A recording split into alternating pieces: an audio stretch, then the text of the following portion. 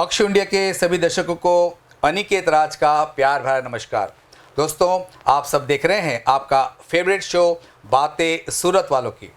आज हमारे साथ स्टूडियो में मौजूद है गुजरात के एक वेल नोन पर्सनालिटी, मैं यूँ कहूँ कि एक नामचीन सेलिब्रिटी, जिनका नाम है महेश भाई सवानी। महेश भाई, welcome to talk show India.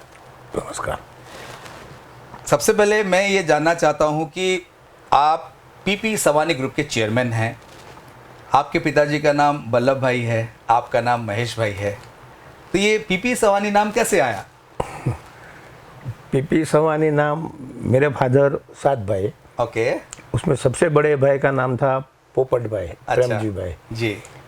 सभी लोगों को ऐसा लगता है कि मेरे दादाजी का जो नाम था प्रेमजी भाई, हाँ, उसके नाम से पीपी सवानी ग्रुप है। जी जी। लेकिन उसके नाम से नहीं है। मेरे फादर के जो सबसे बड़े भाई थे, मेरे फादर से बड़े भाई, जी जी जी। वो उसकी 17 ईयर्स ओल्ड थे। हाँ। और तभी एक बैलगाड़ी वो चलाते थे और उसमें से गिर गए। तभी जो टायर होता है जी, वो टायर नहीं होते थे, वो लोखंड के टायर बैलगाड़ी में, राइट। बैलगाड़ी में। तो वो टायर उसके सर के ऊपर से चला गया और एक्सपायर हो गए। ओहो। इसके पीछे मैं एक आपको दूसरी भी बात बताना चाहता हूँ जी। कि मेरे फादर तभी 14 ईयर्स के थे। अच्छा। और हमारे पास कुछ भी नहीं था। जी जी। खेत मजदूरी करते थे मेरे फादर। तो गांव कौन सा था आपका? राणा परडा। अच्छा। पालीताना तालुका में आता है, भावनगर डिस्ट्रिक्ट में। जी। तो उसके फ्यूनरल में जी वाइट कपड़े पहनते हैं जनरली। बिल्कुल। तो वो वाइट कपड़े फ्यूनरल के 14 ईयर की एज से मेरे फादर ने जी जी उसके भाई के पीछे जी यही कपड़े आज 75 ईयर्स के हुए। जी जी। तो वही कपड़े में रहे और उसके भाई के पीछे हमने पीपी सवानी ग्रुप के जितने भी स्कूल्स है, जी यूनिवर्सिटी है, जी, हॉस्पिटल है, और जो भी हमारा सोशल नेटवर्क है या सोशल काम है, जी, वो सब पीपी सवानी ग्रुप से जाने जाते हैं। मीन्स अच्छा। मेरे फादर के बड़े भाई जी। पोपट भाई, प्रेमजी भाई, हाँ। उसके नाम से पीपी सवानी ग्रुप है। क्या बात है, आपने बहुत अच्छी इन्फॉर्मेशन दी। लोगों को ये समझ में नहीं आता था कि पीपी सवानी बेसिकली किस तरह से आया। किसी को ये पता नहीं होता कि पीपी सवानी नाम किसके ऊपर है। राइट। मेरे फादर के बड़े भाई के नाम। क्या बात है, नाम भी बहुत सुंदर है, प्रेमजी भाई एंड पोपट भाई जी। क्या बात है। देखिए महेश भाई, आप सिर्फ सूरत में नहीं बल्कि एंटायर गुजरात में लोग आपको बहुत अच्छी तरीके से जानते हैं। जैसे मैंने जिक्र किया, आप एक वेल नोन सेलिब्रिटी है। बिजनेस में आप डायमंड बिजनेस में रहे, काफ़ी अच्छा आपने काम किया। तो ऐसा क्या हुआ या कौन सी ऐसी इंसिडेंट हुई या किस तरह से रहा आपकी ज़िंदगी का वो सफ़र, जिसकी वजह से आप फिर डायमंड से आप सोशल एक्टिविटीज़ में आ गए? अनिकेत भाई, जिंदगी है ना, हर दिन कुछ न कुछ सिखाती है। जी जी। और मेरे फादर मजदूरी करने के लिए सूरत आए जी। फिर अपना फैक्ट्री लगा जी। फिर डायमंड में 1997 से 2003 तक इंडिया के टॉप 10 एक्सपोर्ट, गुजरात के टॉप 10 एक्सपोर्ट्स, उसमें हमारा नाम था। जी। दुनिया कुछ न कुछ सिखाती है। बिल्कुल। 2003 में हमारा डायमंड का जो काम था, उसके बाद मेरे पर कई सारे केसेस हुए। ओके। कस्टम का केस हुआ, इनकम टैक्स, ये सब कई सारे एक साथ में। जब भी दिन खराब होते हैं ना, जी जी जी, तो एक के ऊपर दूसरा, दूसरे के बाद तीसरा, ऐसे केसेस हुए। जी।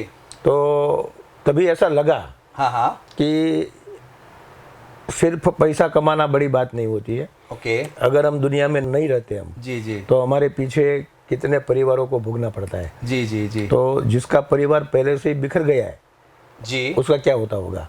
क्या बात। तो हम लोगों ने 2003 में जो हमारे पर बहुत सारे केसेस ये सब हुआ, इनकम टैक्स, स्मगलिंग, अपना कस्टम, DRI, ये सब केसेस होने के बाद में हम लोग डायमंड में से निकल गए, प्रॉपर्टी के बिजनेस में आ गए। यानी कि मैं अगर आपसे बात से समझ सकता हूँ कि बुरा वक्त का आपने बहुत गहराई से दौर देखा है। दुनिया में कोई भी इंसान जन्म लेता है ना जी, तो जो भी उसको फीलिंग्स होता है जिंदगी का, जी जी, वो सब फीलिंग्स हो चुका है।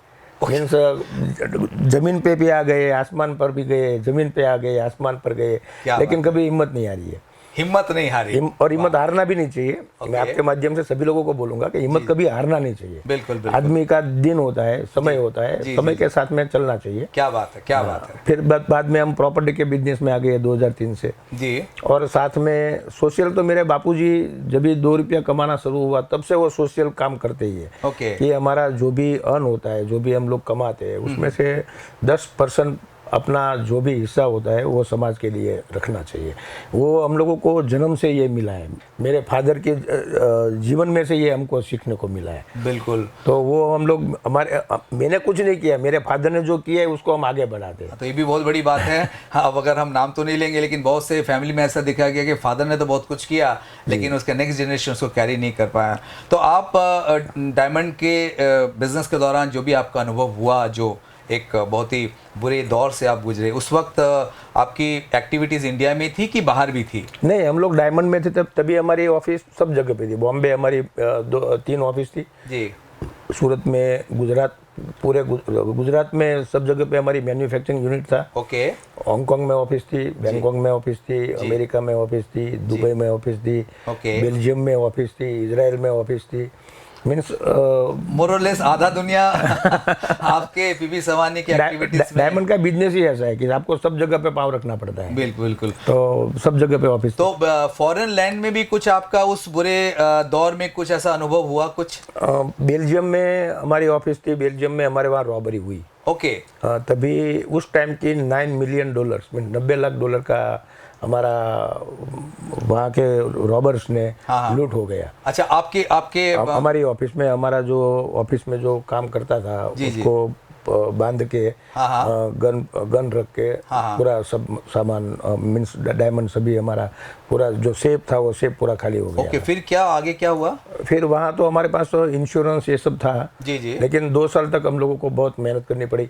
ओके। और उसके बाद में हमने डायमंड में से वाइंड अप करना चालू किया। ओके, यानी कि बुरे दौर में ही आपने तय किया कि समाज सेवा में आगे जाना है? नहीं अनिकेत भाई, मेरे फादर तो पहले से, हमारा अच्छा वक्त था तभी भी हम लोग सोशली मीन समाज के लिए जो भी हमारे से हो सकता है हाँ वो करते थे। हाँ वो करते ही थे। लेकिन इसमें आपने थोड़ा सा और अपने आप को तैयार किया। मैंने यहाँ जब भी 2003 के बाद में, मैं भी 2003 से 2008 तक जी मैं बेल्जियम में रहता था। ओके। और 2008 के बाद में जब भी मैं गुजरात में आया, इंडिया में वापस आया जी, तभी से मुझे ऐसा लगा कि जिसका फादर नहीं होता है, हाँ, जिसका फादर नहीं होता है वो फैमिली का क्या होता होगा। हो। तो वो समय पे मैंने विडो के लिए, जो गंगा स्वरूप बहन है, बिल्कुल बिल्कुल, उसके लिए क्या करना चाहिए, और मैंने एक ही टारगेट रखा कि गंगा स्वरूप बहनों के लिए, विडो के लिए मुझे कुछ करना है।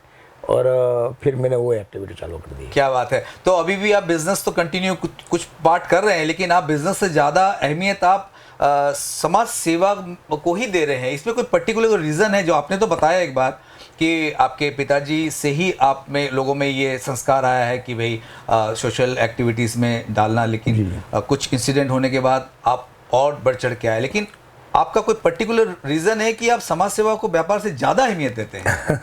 वो भगवान की दया है जी। मैं तो ये समझता हूँ कि आदमी को खाने के लिए क्या चाहिए जी, उसको सुखी रहने के लिए क्या चाहिए, लेकिन सभी कंपटीशन में दौड़ रहे जी। मैं भी पहले कंपटीशन में दौड़ता था कि मुझे नंबर टॉप 10 में रहना है, टॉप 3 में रहना है, पैसा कमाना है, सबसे बड़ा अमीर बनना है। जी। फिर वो सपना मेरा पूरा हो गया, वो मैं बन गया, 5-6 साल रह गया। फिर वो सपना मेरा नहीं है। अभी मेरा सपना ये कि मैं सबको खुश कैसे रख पाऊँ। क्या बात है, क्या बात। सब बेटियों, जो बेटियों के पापा नहीं है वो बेटियां खुश कैसे रहे। और कैसा लगता है जो आपने बात कही कि सबको खुश रखना है, कैसा अनुभव होता है जब आपके द्वारा किए गए मदद से किसी को खुशी मिलती है, तो कैसा अनुभव होता है? मैं कई बार ऐसा बोलता हूँ जी कि अगर मैं कोई बिजनेस करता हूँ उसमें मैं 10 करोड़ 50 करोड़ रुपया कमाता हूँ जी, उससे ज़्यादा मैं कोई बिना बाप की बेटियों को, बेटी अगर मुझे पापा बोलती है ना जी, तो वो कमाई से मुझे वो ज़्यादा अच्छा लगता है। क्या बात है, क्या बात। कि मुझे ये लगता है कि कोई बेटी है बिना पापा की, जी जी, तो वो आप कितने भी रुपये देंगे ना उसको, तो वो आपको पापा नहीं बुलाएगी।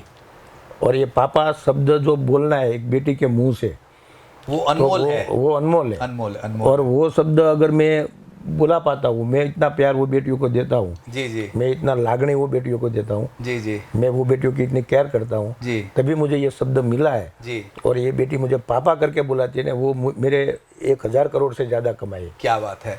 आपके बातों से महेश भाई मुझे एक इंटरव्यू याद आ रहा है भारत रत्न जे.आर.डी. टाटा का, और संयोग से मुझे उनसे मुलाकात करने का मौका मिला जब जमशेदपुर में आते थे।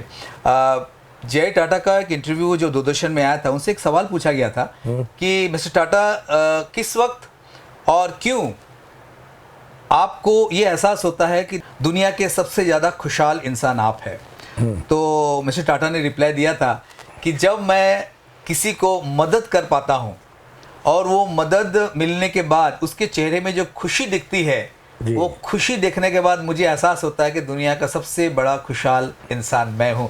तो मिस्टर टाटा की जो सोच थी, मुझे आपकी इस बातों से और आपकी इस सोच से बहुत रिजम्बल हो रहा है। तो मुझे बहुत खुशी है कि महेश जी आप हमारे स्टूडियो में आए और आज आपकी सोच से न सिर्फ यंग जनरेशन बल्कि जो बड़े बिजनेसमैन हैं उनको भी ये प्रेरणा मिले कि भाई व्यापार के साथ साथ कुछ सोशल एक्टिविटीज़ में भी ज़्यादा से ज़्यादा बढ़ चढ़ के हिस्सा लेना चाहिए। कोई भी किसी को भी आदमी को खुशी चाहिए ना। जी। आप रास्ते में जा रहे हैं, कोई एक्सीडेंट हो गया, जी। किसी का एक्सीडेंट हुआ और वो एकदम इंजर्ड हो गया है, जी जी। आपने उसको अपनी गाड़ी में बिठाया, जी जी। आपने उसको अस्पताल पहुंचाया, जी। अस्पताल पहुंच के उसको ब्लड की जरूरत है, आपने खुद का ब्लड दिया, क्या बात है। और उसके बाद में वो आदमी बच गया, जी। तो आपको वो कमाई ज्यादा अच्छी लगेगी कि वो आदमी का जीव बच गया, वो आपको अच्छा लगेगा। ये अनमोल है, इसका कोई पैसों से कोई खुशी ढूंढने के लिए जाने की जरूरत नहीं है, खुशी अपने में ही है। अपने में है। आप कैसे वो बांटते हो। कई बार कई लोग ऐसे होते हैं कि वो खुद भी खुश नहीं होते, किसी को खुश रखते भी नहीं है। तो एक खुशी जो अपने को चाहिए वो हमें मिलती है अगर किसी का मुंह पे खुशी लाने में। वाह वाह वाह, उससे ज़्यादा बड़ी खुशी कोई नहीं होती है। क्या बात है, बहुत अच्छी बात आपने कही। और मैं समझता हूँ कि ये आपकी जो बात है ना, ये बहुत डीप मीनिंग वाला है कि जब आदमी किसी के खुशी में अपना खुशी ढूंढ लेता है और खुश रहने की कोशिश करना शुरू करता है तो खुशहाल इंसान बन जाता है। महेश जी, आपसे पूछने के सवाल इतना मतलब लंबा है, लाइक जितने भी लंबी लिस्ट है, पर मैं एक चीज़ ज़रूर जानना चाहूँगा, आपके फैमिली में आपके कितने सन कितने डॉटर हैं? मेरी फैमिली में मेरे 2 बेटे हैं। ओके। क्या क्या नाम है बच्चों का? मितुल और मोहित। Okay, great. और 4876 बेटियां हैं। 4876 बेटियां आपकी? मैं समझ नहीं पाया।